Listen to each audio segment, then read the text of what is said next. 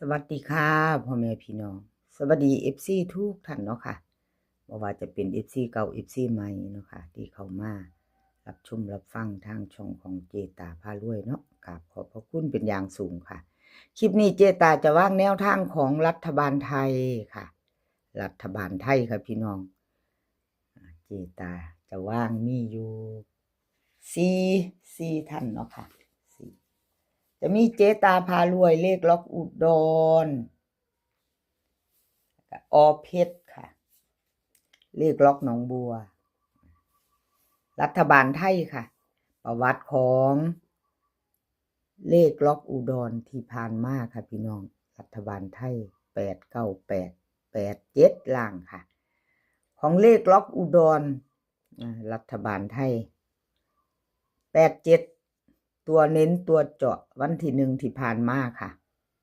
FC จับตามองถ้าไผผ่านมาเห็นคลิปนี้เนาะค่ะรัฐบาลไทยของเลขล็อกอุดรFC ถ้ายังมีผู้ตามอยู่เนาะค่ะมีผู้ตามมีผู้เบิงเนาะเบิงไว้แนวทางใหม่วันที่16ค่ะมาแล้ววันที่16เลขล็อกอุดรเนาะมาตามกันต่อถ้าชอบกระจัดรัฐบาลไทยค่ะล็อกอุดรเพิ่นเข้าไปแบบบ่ได้กลับเนาะพี่น้อง87ล่าง87ล่างเนาะค่ะมาลุ้นกันต่อวันที่16ค่ะรัฐบาลไทยเหลือหลายมืออยู่เนาะค่ะพี่น้องยังหลายมืออยู่เจตาลงให้หลายมือเอาไว้พิจารณาไปหยิบจับลอตเตอรี่กันเนาะค่ะกับรัฐบาลไทยได้ซ้อมพิจารณาหลายมืออยู่ชอบก็จัดขัดก็ผ่านเนาะค่ะเลขทุกตัวเอามาวางเพื่อเป็นแนวทางโปรดใช้วิจารณญาณในการรับชมเป็นอย่างสูงค่ะเลขล็อกอุดรค่ะวิ่งรูดเพิ่นให้4กับ2ค่ะ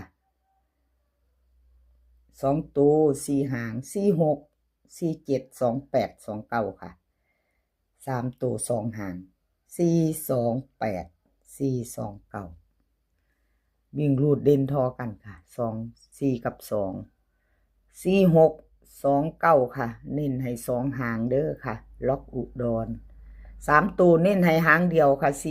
429ไผจะไปรุ่นต่อกับรัฐบาลไทยค่ะวันที่16ที่จะถึงนี้เนาะวันนี้วันที่12ค่ะวันที่12ที่เจตาอัดคลิปอยู่นี่เนาะวันที่12ไผจะไปรุ่นต่อกับเพิ่นก็แคปหน้าจอค่ะแคปหน้าจอแล้วก็ได้ไปต่อเนาะ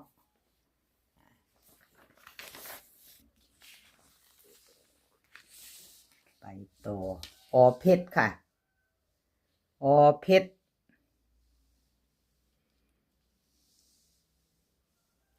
รัฐบาลไทยวันที่1ที่ผ่านมา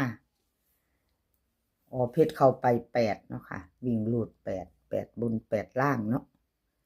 วิ่งรูดของเพชรจับคู่บ่เข้าค่ะกราบขอโทษขออภัย FC แทนเพชรเนาะที่เพิ่นบ่เข้า2คู่เป็นคู่เนาะค่ะเป็นคู่มาเพิ่นบ่เข้าก็ขออภัยหลายๆเฮามาไปตามต่อจีตาเป็นกำลังใจให้ค่ะ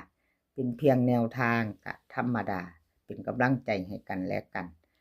แนวทางของเพิ่นก็มาตลอดเนาะค่ะของเพชรที่เพิ่นให้เจตามาเนาะขอบพระคุณเป็นอย่างสูงเอามารุ่นใหม่ค่ะวันที่16รัฐบาลไทยกับเพชร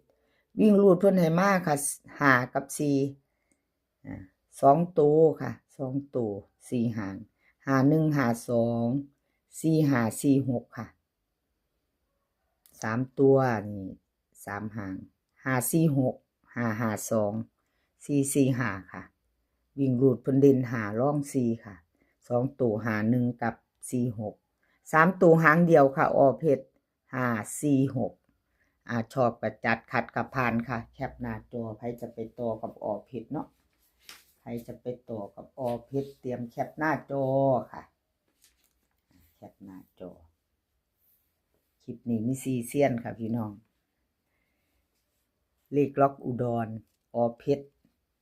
เจตาผ้ารวยแล้วก็ล็อกหนองบัวค่ะถ้าชอบของผู้ใดก็จัดของผู้นั้นพิจารณาเอาเนาะพี่น้องมี4ทัด4เซียน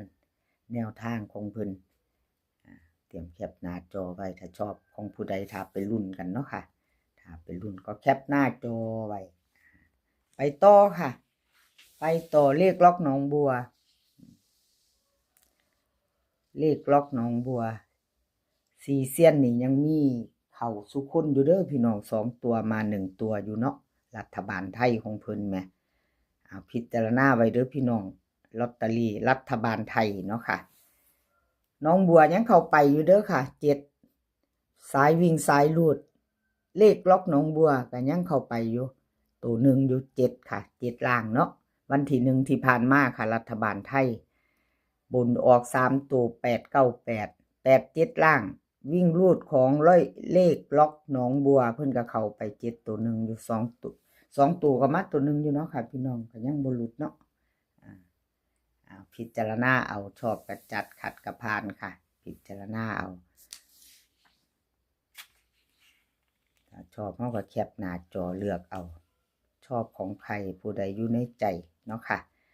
แนวทางรัฐบาลไทยเลขล็อกหนองบัวค่ะวิ่งรูดเพิ่นให้มา4กับ0 2ตัว4หางค่ะ48 47 01 02 3ตัวค่ะ402 048 474วิ่งรูดเด่น4ค่ะล่อง0 2ตัวเพิ่นเน้น47กับ02ค่ะ3ตัวเน้นหางเดียวเด้อค่ะล็อกหนองบัว474ค่ะใครจะตามต่อก็แคปหน้าจอไว้ค่ะกับขอบคุณล็อกหนองบัวหลายๆเด้อค่ะที่ให้แนวทางมาวางทางช่องกับขอบคุณเป็นอย่างสูงค่ะสำหรับแนวทางเนาะพี่น้องก็รับชมรับฟังไว้เป็นเพียงแนวทางเนาะค่ะเป็นเพียงแนวทางนี่เป็นของรัฐบาลไทยค่ะของรัฐบาลไทย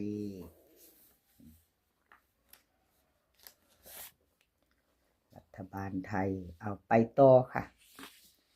เจตาเขียนย่อๆเนาะพี่น้องเขียนคำว่าไทยเนาะรัฐบาลไทยค่ะ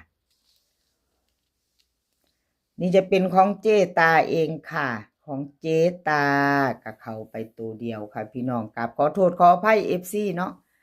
ของเจตาบ่เดินเนาะค่ะ2ตัวไม่มา2ตัวบ่มาบ่เข้าวิ่งลูดเข้าค่ะเข้าไป8บน8ล่างเนาะเข้า8ตัวเดียวอัน7กับ8บ่มาใส่กันเนาะพี่น้องเป็น8มา8 1 8 2พี่7อยู่พี่โอ้เจตาบัดนี้โอ้กราบขอโทษขออภัยหลายๆค่ะคอมเมนต์มาได้คอมเมนต์มาเป็นกำลังแรงใจให้เจตากราบขอบพระคุณเป็นอย่างสูงค่ะ FC ที่น่าฮักของเจตาเนาะกราบขอบพระคุณหลายๆมาลุ้นกันต่อรัฐบาลไทยกับเจตาพารวยค่ะไปต่อไปใหม่วันที่16เนาะค่ะ16พฤศจิกายนเนาะมาไปต่อวิ่งรูดค่ะเจ้ให้1กับ4 2ตัว4หางค่ะ18 19 46 47 3ตัว3หางค่ะ146 447 419วิ่งรูดเด่นทอกันค่ะเจวงกลมให้2ตัว1กับ4เนาะ2ตัวค่ะเน้นให้18กับ46ค่ะเน้นให้2หางเดียวค่ะหางเดียวเจตาเน้นจับตามองพิจารณาพี่น้อง3ตัวตรง146ชอบแคปหน้าจอไว้รุ่นกับเจตาวันที่16เนาะค่ะเป็นของรัฐบาลไทยเป็นของรัฐบาลไทยกราบขอบคุณขอบคุณ FC ทุกท่านค่ะที่เข้ามาติดตามรับชมรับฟัง